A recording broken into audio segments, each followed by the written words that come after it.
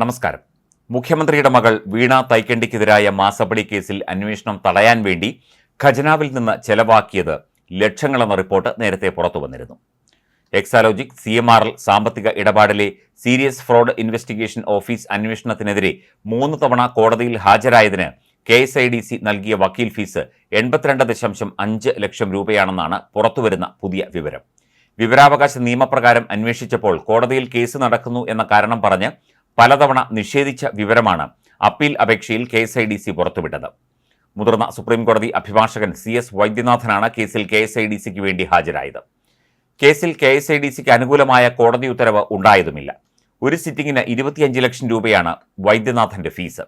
ഇത്രയും വലിയ തുക ചെലവാക്കിയതിൽ സംസ്ഥാന വ്യവസായ വികസന കോർപ്പറേഷൻ തലപ്പത്ത് ഉദ്യോഗസ്ഥ തലത്തിലും ഭിന്നതയുണ്ടായിരുന്നു. ലക്ഷങ്ങൾ മുടക്കിയിട്ടും സ്റ്റേ ലഭിക്കാതിരുന്നതും വിമർശന വിധേയമായി. തിരുവനന്തപുരത്തെ KSIDC കോർപ്പറേറ്റ് ഓഫീസിൽ SFIO ഡെപ്യൂട്ടി ഡയറക്ടർ അരുൺ പ്രസാദിന്റെ നേതൃത്വത്തിലുള്ള ഉദ്യോഗസ്ഥ സംഘം പരിശോധന നടത്തിയിരുന്നു. ഇതിന് പിന്നാലെയാണ് കോടതിയെ തിരക്കിട്ട് സമീപിച്ചത്. നിരവധി സ്ഥാപനങ്ങളിൽ KSIDCക്ക് ഓഹരി നിക്ഷേപമുണ്ടെന്നും രേഖകൾ കൃത്യമാണെന്നും 2 സ്വകാര്യ കമ്പനികൾ തമ്മിലുള്ള ഇടപാടിൽ നടക്കുന്ന അന്വേഷണത്തിൽ KSIDC ഇത്രയും തുക കോടതി ചെലവിനായി നൽകേണ്ടിയിരുന്നില്ല എന്നുമാണ് ഉദ്യോഗസ്ഥർ വിമർശനം ഉന്നയിക്കുന്നത്. ഇതിൽ നിന്ന് മുഖ്യമന്ത്രിയുടെയും സർക്കാരിന്റെയും പ്രത്യേക താൽപര്യം തെളിയുന്നതായും വ്യക്തമായിരുന്നു. SFIO അന്വേഷണം നടക്കട്ടെ എന്ന നിലപാടിലായിരുന്നു KSIDC. എന്നാൽ മുഖ്യമന്ത്രിയുടെ മകൾ ഉൾപ്പെട്ട വിവാദമായതിനാൽ സർക്കാർ ഇടപെട്ടാണ് അന്വേഷണം സ്റ്റേ ചെയ്യുന്നതിനായി തിടുക്കത്തിൽ സുപ്രീം കോടതി അഭിഭാഷകനെ ചുമതലപ്പെടുത്തിയത്.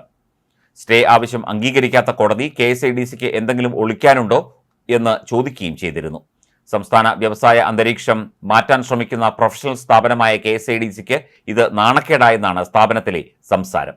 രേഖകൾ ആവശ്യപ്പെട്ട് SFIOയുടെ മെയിൽ ലഭിച്ച ഉടനെ KSIDC ഉദ്യോഗസ്ഥർ വ്യവസായ മന്ത്രിയുടെയും മുഖ്യമന്ത്രിയുടെയും ഓഫീസിനെ വിവരമറിയിച്ചു. ഉന്നത നിർദ്ദേശത്തെ തുടർന്നാണ് സുപ്രീം കോടതി അഭിഭാഷകനെ നിയോഗിക്കാൻ തീരുമാനിച്ചത് എന്നാണ് റിപ്പോർട്ടുകൾ. KSIDC വിവിധ കമ്പനികൾക്ക് ലോൺ നൽകുന്നുണ്ട്. കമ്പനികളുടെ ഓഹരികളിൽ നിക്ഷേപവും നടത്തുന്നുണ്ട്. ഓഹരി നിക്ഷേപത്തിലൂടെ വൻ വരുമാനവും സ്ഥാപനത്തിനുണ്ട്.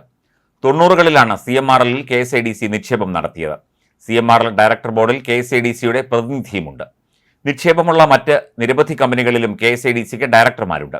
ലോൺ നിക്ഷേപരേഖകൾ കൃത്യമാണെന്നും ധൃതി പിടിച്ച് സുപ്രീം കോടതി അഭിഭാഷകനെ നിയോഗിച്ച് സ്ഥാപനത്തിന്റെ സൽപ്പേര് കളയേണ്ടതില്ല എന്നായിരുന്നു ഉയർന്ന വിമർശനം. SFIO അന്വേഷണത്തെ KSIDC സ്വാഗതം ചെയ്യുകയാണ് വേണ്ടിയിരുന്നത് എന്ന് ഹൈക്കോടതിയും ചൂണ്ടിക്കാട്ടിയിരുന്നു.